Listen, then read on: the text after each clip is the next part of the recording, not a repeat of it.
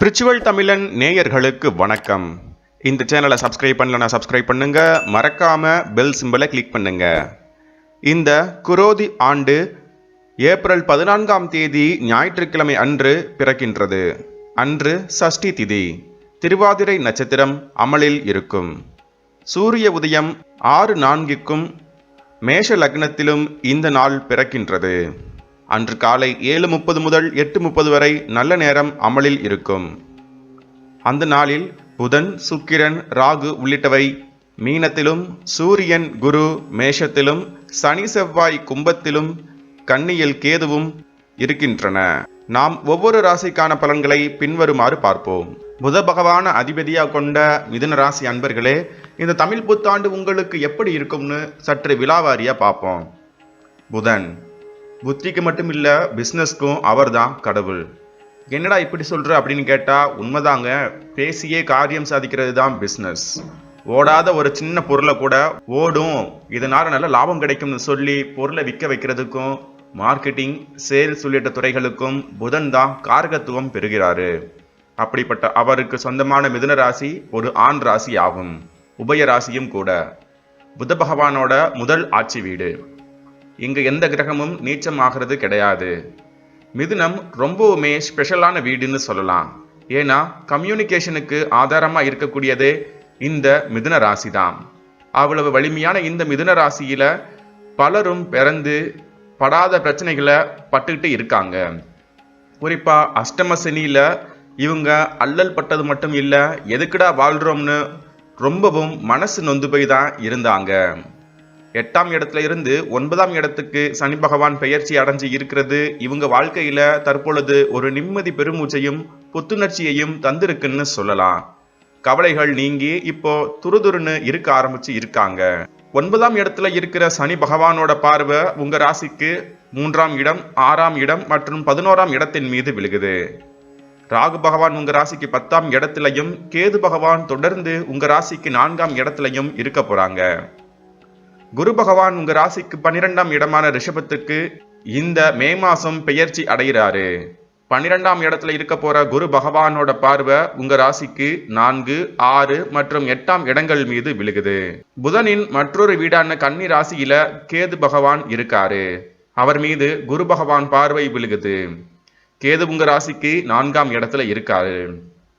சுகவீனம் ஏற்பட்டு இருந்துச்சு இல்லையா, அது இப்போ நீங்க நிம்மதியா இருப்பீங்க.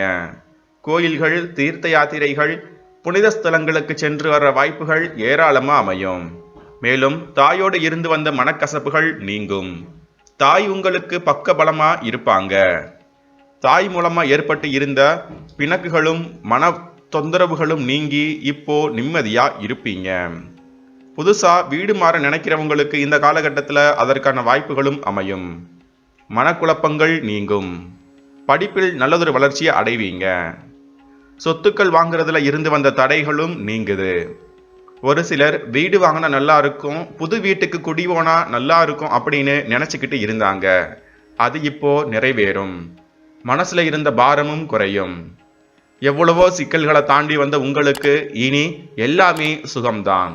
சுகஸ்தானத்துல இருந்து படுத்து எடுத்துக்கிட்டு இருந்த கேது பகவான் இப்போ அதுலயும் குரு பகவான் பார்வையை பெறுறாரு. இதனால தான் உங்க வாழ்க்கையில புதுவிதமான வெளிச்சம் உண்டாக போகுது.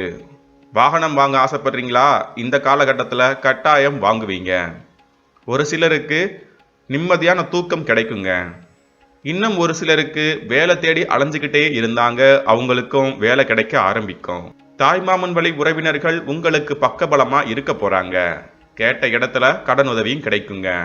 கடன் பிரச்சனைகளால அல்லல் பட்டுக்கிட்டு இருந்தீங்க, அந்த பிரச்சனைகள் இப்போ முடிவுக்கு வருங்க. திடீர் அதிர்ஷ்டத்தின் மூலமா மன மகிழ்ச்சியை நீங்க அடைய போறீங்க. உணவுக்கு குறை இருக்காது. செய்யற செயல்ல இருந்து வந்த தடைகளும் இப்போ நீங்கிறதால மன மகிழ்ச்சி மற்றும் இல்ல, உடலும் புத்துணர்ச்சியா இருக்குங்க. தந்தையின் உடல் நலத்துல கவனம் செலுத்துங்க. உங்க தந்தையின் உடல் நலம் ரொம்ப முக்கியம். ஏன்னா சனி பகவான் 9ஆம் இடத்துல இருக்கிறதாலையும், மேலும் அவர் அங்க ஆட்சியில இருக்கிறதாலையும் பொதுவா இந்த காலகட்டத்துல உங்க தந்தையோட உடல் நலத்துல கவனம் செலுத்துறது ரொம்ப நல்லது. அவர் அனுசரிச்சு போறது சகல விதத்திலும் உங்களுக்கு அருளையும் ஆசியையும் அள்ளித்தரும். செகண்ட் ஹேண்ட் வாகனங்கள், ஏற்கனவே கட்டி முடித்த வீடுகளை வாங்கி அதை சொத்துக்களா மாத்திக்கிறது இழப்புகள் ஏற்படாம உங்களை பார்த்துக்கும். இப்போ இந்த காலகட்டத்தில் உங்க தொழிலை விரிவுபடுத்துறது மென்மேலும் வளர்ச்சியை ஏற்படுத்தும் விதத்துல இருக்கும். தொழில்ல எவ்வித சிக்கல்களும் இல்லாமல் மேலும் மேலும் வளர ஆரம்பிப்பீங்க. தொழில்ல இருந்து வந்த தடைகள் நீங்க ஆரம்பிக்கும். செய்யற தொழில்ல ஒரு சில சமயங்கள்ல சுணக்கம் ஏற்படுற மாதிரி உங்களுக்கு தெரியும். இது தற்காலிகமானது.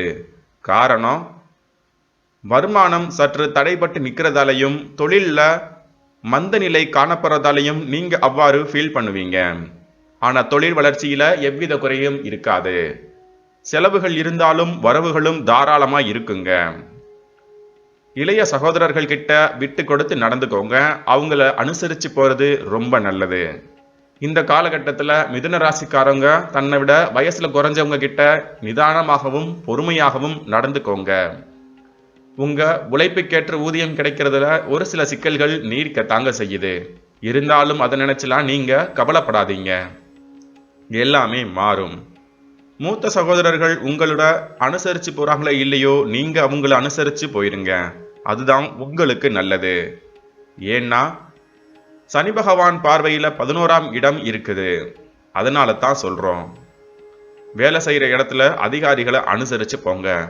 அவங்களே கோபப்பட்டாலும் நீங்க சிரிச்சுக்கிட்டே அதை சமாளிக்கிறது தான் உங்களோட வளர்ச்சிக்கு ரொம்ப நல்லது. அரசு அதிகாரிகள் சமூகத்துல உயர்ந்த அந்தஸ்துல இருக்கிறவங்கள பகச்சிக்க வேண்டாம். சின்ன சின்ன மோதல்கள் வந்து போனாலும் அதை பெருசா எடுத்துக்காம அனுசரிச்சுக்கிட்டும் சகிச்சுக்கிட்டும் போறது பிற்காலத்துல உங்களுக்கு நல்லதொரு வளர்ச்சியை ஏற்படுத்தி தரும். எதிரிகளின் தொல்லை இந்த காலகட்டத்துல இருக்காது. கடன் பிரச்சனைகளை முடிக்க மிகப்பெரிய அளவுல முயற்சியும் செய்வீங்க. நல்லதொரு வாழ்க்கையும் வளர்ச்சியும் இந்த தமிழ் புத்தாண்டுல உங்க மிதுன ராசிக்கு அமைய போகுதுங்க. மாமியார் கிட்ட சற்று அனுசரிச்சு போங்க. அவங்க உங்க மேல ரொம்ப பிரியமா இருக்க போறாங்க. அவங்க ஆசீர்வாதமும் அன்பும் உங்களுக்கு பக்கபலமா இருக்கும். ஐடி துறையினர் மிதுன ராசியில இருக்கிற மார்க்கெட்டிங் சேல்ஸ் பர்சன்ஸ்க்கு இந்த காலகட்டம் சிறப்பானதா இருக்குது. மேலும் புதுசா மார்க்கெட்டிங் தொழில இறங்குறீங்களா, கட்டாயம் உங்களுக்கு அது கை கொடுக்கும்.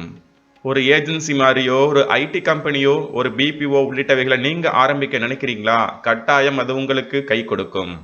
இந்த தமிழ் புத்தாண்டுல உங்க மிதுன ராசிக்கு 100க்கு 85% நன்மைகள் தாங்க நடக்க போகுது. மேலும் பல நன்மைகள் நடக்க குலதெய்வ வழிபாட்டோட திருமால் வழிபாடு, அதாவது பெருமாளை கும்பிடுறது ரொம்ப நல்லது. நம்ம சேனல்ல விளம்பரம் செய்ய நினைக்கிறவங்க கீழ்காணும் மெயில் ஐடியை தொடர்பு கொள்ளவும். மேலும் இது போன்ற ஆன்மீகம், ஜோதிடம், ராசிபலன், சித்தர் வழிபாடு, கோயில்கள், புராணங்கள், இதிகாசங்கள் பற்றிய தகவல்களுக்கு நம்ம ஸ்பிரிச்சுவல் தமிழன் சேனலை சப்ஸ்கிரைப் செய்யுங்க. மறக்காம பெல் சிம்பலை கிளிக் பண்ணுங்க. நன்றி.